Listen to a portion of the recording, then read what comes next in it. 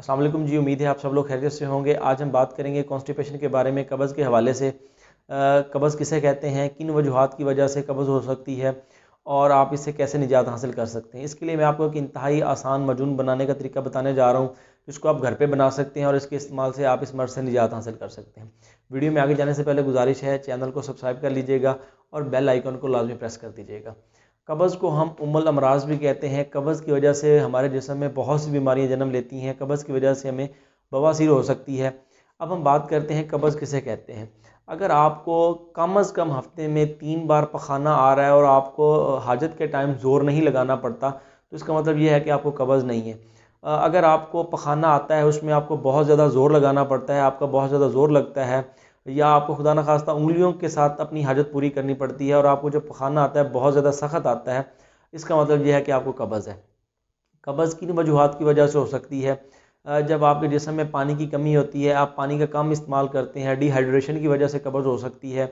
जब आपके जिस्म में फ़ाइबर की मिकदार कम होती है, हम ऐसी चीज़ों का इस्तेमाल कर रहे होते हैं बहुत ज़्यादा जिनमें फ़ाइबर कम मिकदार में होता है, तो जिस्म में फ़ाइबर की कमी की वजह से भी आपको कॉन्स्टिपेशन हो सकती है। और वो लोग जो बहुत ज़्यादा स्मोकिंग करते हैं, स्मोकर हज़रात को कॉन्स्टिपेशन का मसला हो सकता है। और जो लोग हाई ब्लड प्रेशर की या शुगर की मेडिसिन ले रहे होते हैं, या वो लोग जो दर्दों की वजह से पेन किलर ले रहे होते हैं, इन अद्वियात के इस्तेमाल से भी आपको कॉन्स्टिपेशन हो जाती है, कब्ज़ हो जाती है। और मैं ये समझता हूँ कि आज इस दौर में कमोड का बहुत ज़्यादा इस्तेमाल कब्ज़ की एक वजह बन रहा है, क्योंकि जब आप कमोड पे बैठ के पखाना करते हैं, हाजत करते हैं, तो आपकी वो जो पोजीशन होती है वो अननेचुरल होती है। आप कंफर्टेबल होकर तसल्ली से उसके ऊपर बैठ के पखाना नहीं कर सकते, क्योंकि वो अननेचुरल पोजीशन होती है। तो कोशिश करें कमोड के इस्तेमाल से अवॉइड करें। और अगर किसी को मजबूरी के तहत कमोड का इस्तेमाल करना है, तो अपने पाँव के नीचे कोई स्टूल रखें ताकि आप नेचुरल हालत में आएँ, फिर आप कमोड का इस्तेमाल करें। मेरे मुताबिक कमोड का ज़्यादा इस्तेमाल भी कब्ज़ की एक वजह बन रहा है। और जो फ्लश है, इस पर जब आप बैठ के स्टूल करते हैं, पखाना करते हैं, तो आप नेचुरल पोजीशन में होते हैं, आप तसल्ली से अपनी हाजत कर सकते हैं। अब हम बात करते हैं कि आप इससे निजात कैसे हासिल कर सकते हैं।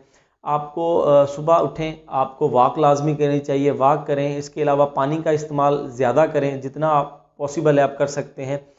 इसके अलावा ऐसी चीज़ों का इस्तेमाल करें जिसमें फ़ाइबर ज़्यादा मिकदार में मौजूद हो। सब्जियों का इस्तेमाल करें, फ्रूट्स का इस्तेमाल करें। आप दूध का इस्तेमाल कर सकते हैं, इसमें बहुत ज़्यादा मिकदार में फ़ाइबर मौजूद होता है। और इसके अलावा ऐसी चीज़ें जिनमें फ़ाइबर मौजूद हो, उनका इस्तेमाल करने से आप कॉन्स्टिपेशन से निजात हासिल कर सकते हैं। और इसबगोल का छिलका इस्तेमाल करें, इसमें बहुत ज़्यादा मिकदार में फ़ाइबर मौजूद होता है। इसको आप पानी में डाल के इस्तेमाल कर सकते हैं, रात के टाइम दूध में डाल के बॉयल करके इस्तेमाल कर सकते हैं। इससे भी आपको कॉन्स्टिपेशन में फ़ाका होगा।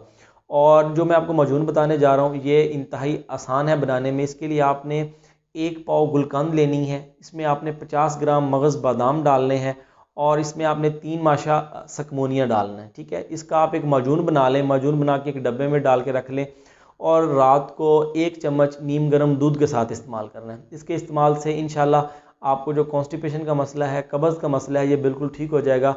और सुबह के टाइम जब आपको पखाना आएगा, आप हाजत के लिए जाएंगे, आपको आसानी से आप पखाना करेंगे, और आपको उसमें वो किसी भी किस्म का ज़ोर नहीं लगेगा, और आपकी जो तबीयत है वो फ्रेश होगी, हल्की हल्की महसूस करेंगे।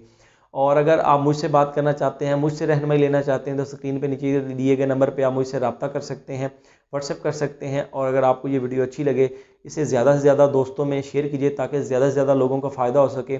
कमेंट सेक्शन में अपनी राय का इज़हार लाजमी किया करें। दुआओं में याद रखिएगा। अल्लाह हाफ़िज़।